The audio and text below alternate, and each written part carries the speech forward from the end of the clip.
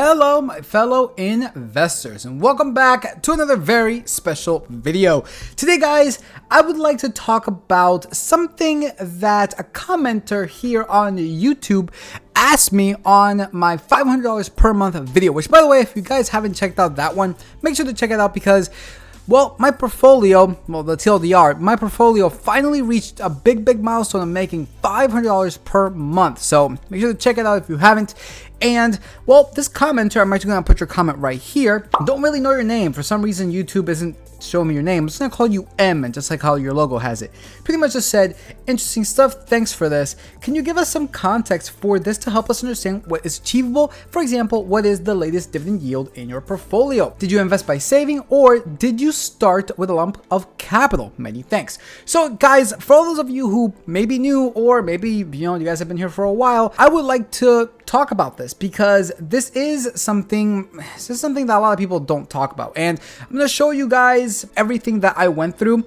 I'm going to show you guys my first portfolio ever on Robinhood. So that's essentially what we're going to be talking about in this video. So before we get started, let me just remind everybody to, of course, like, subscribe, comment. Really does help here with y'all on YouTube. Y'all can follow us, the new tech sites, and in the description below. So with that said, let's get started with this video. So, for all those of you who may not know, guys, you may be new, my type of investing style, it is dividend investing. Not just dividend investing, but also fundamental analysis to figure out what kind of companies I should buy and at what valuation to maximize the yield on this dividend as much as possible. So that's essentially my investing style. However, when I first started investing, I had no idea what to do. In fact, my first portfolio was a Robinhood portfolio, and man, it was just completely awful. In fact, you're looking at it right now. I managed to pull this up, guys. I believe this is the second time I've done this on the channel. But yeah, here's my Robinhood portfolio. As you can see, well, it's now at zero. I don't use it anymore. It's essentially defunct. But you can see that right around here, this is where like everything here just completely went bad, completely went south. You see, it's just a bunch of volatility. Didn't really know what I was doing. I was doing some options, right? I was buying calls and I had no idea what I was doing. And I was buying companies just by buying them. Now, as you can see from essentially January 22nd, 2018, to pretty much May 28th, 2018. I believe I just had like one company, maybe two companies. This was at the time when I'm fairly certain I had Microsoft, and I bought it at around like 80 bucks. And then I started getting into options, and then my portfolio completely crashed from what? $1,095 to down to $494. Then I managed to bring it all the way back up, and right over here, look at this. I was up 18.77%, $1,200, a little bit more than $1,200. And then everything just went taking a dump to the point that my portfolio went negative $38. And you can see that I just really gave up at that point. But after this, I went into M1 Finance. I started to research a bunch of other strategies. And the one that I came across that I really liked was, of course, my dividend investing one. So this is the one I have implemented since then. And I did start implementing this at the beginning of 2020. And M, to answer your first question, well, when it came to investing, the first thing that I guess you could say that I did is, back then in 2020, I had no concept of what was discounted free cash flow or fair value. I just decided to buy into the companies that I knew. Companies like Microsoft, companies like, it wasn't even Apple. It was like Microsoft, Home Depot, Lowe's, and a few utilities that I had on Robinhood. But aside from that, I really didn't even know what I was doing. However, I knew, okay, let me just at least buy dividend-paying companies. Let me take a look at Seeking Alpha, at things like payout ratios, 5-year CAGR. Didn't even know what this was, how many years that they have consecutively increased this dividend, etc., etc., etc. Basically, just like the surface level kind of thing. However, honestly, I think I was just buying like 1 or 2 shares at the time. Like, if Microsoft was at like $100, I would just put in like $100, right? So when I first started, I essentially just did that. Now, obviously, we know what happened in 2020. Markets fell.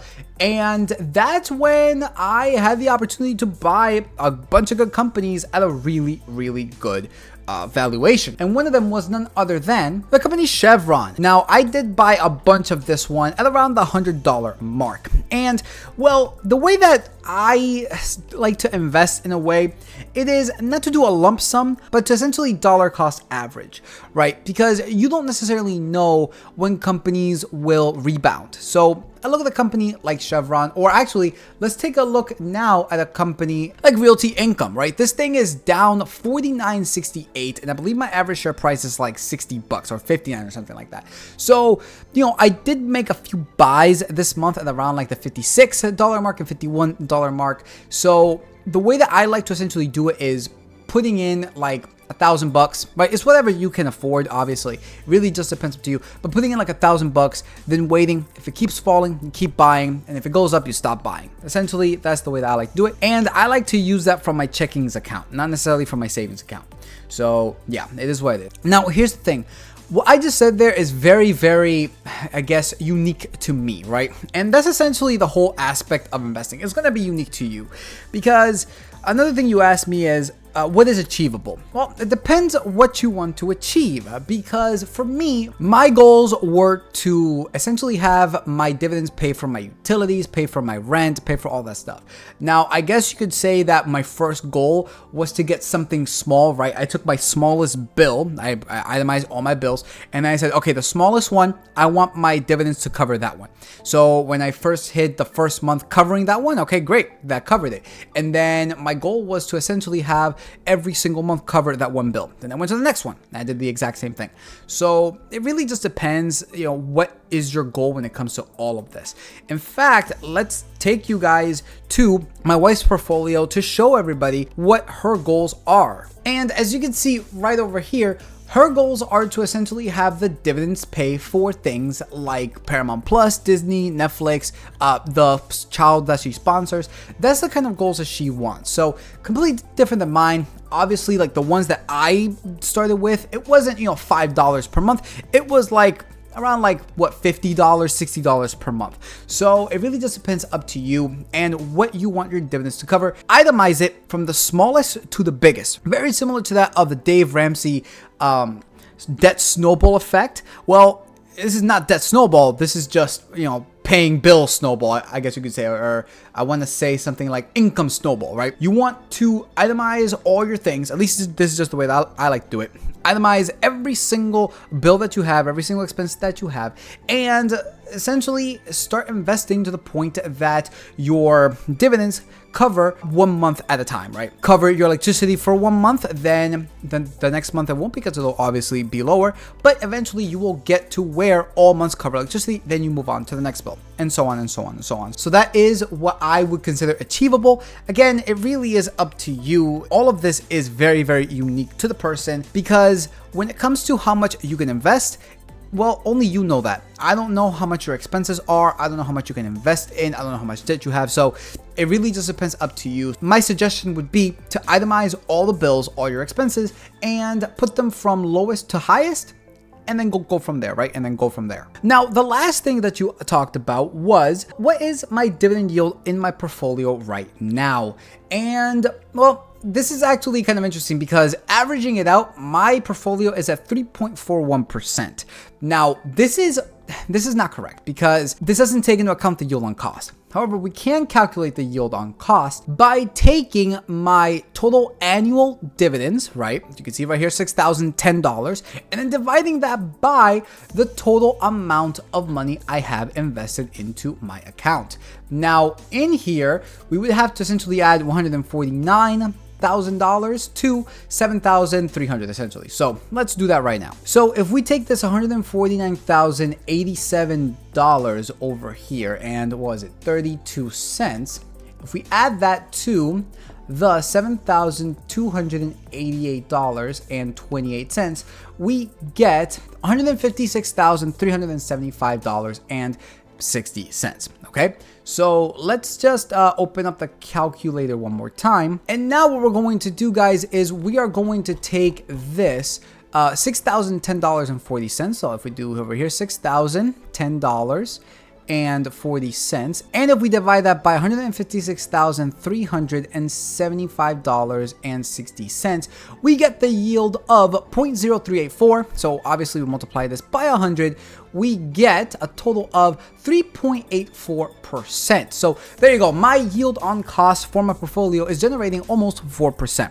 So there you have it. Now, again, the reason why this yield is so high is because of the fact that I bought companies, guys, during COVID lows. And again, that is the whole premise of this channel when I do the fundamental analysis. I do a discounted free cash flow to see what price I should pay for this company, so that way I don't overpay for it. Because the more I overpay for it, yes, you get less returns, but you also get a lower yield. That's why I do fundamental analysis as well, because I want to maximize my yield on cost as much as possible. My goal for this year is to reach this to 4%. And the only way to do that, it is by buying good companies at very undervalued prices. In fact, one of them that I showed you guys was none other than Realty Income. Has fallen down sub 60. So I really am curious as to why that one's falling. And if I do my analysis on it, and it turns out that it's fine, I might continue buying it. But that is essentially my yield on cost for the portfolio. So hopefully that answered your questions, and it was actually kind of fun talking about this. This is not a topic I usually talk about here on the channel, but I think it's something I should revisit once in a while because, you know, it's something that a lot of people don't mention, you know, their first investments ever, their losses and all that kind of stuff. So you guys saw it right here. You know, everybody always starts somewhere. Yes, I did lose a lot of money. It went into the negatives. I was doing options. I had no idea what I was doing, but it turned out very decent in the end, right? It turned out very decent in the end. And so far, my portfolio is doing all right. You know, generating $500 extra a month in dividends is really, really good. So anyways, guys, that pretty much does it for this video. Y'all can follow us on the link is in the description below. Make sure to like, subscribe, comment. As I said before, really does help here with the algorithm on YouTube. So with that said, peace out, and we will see you all next time.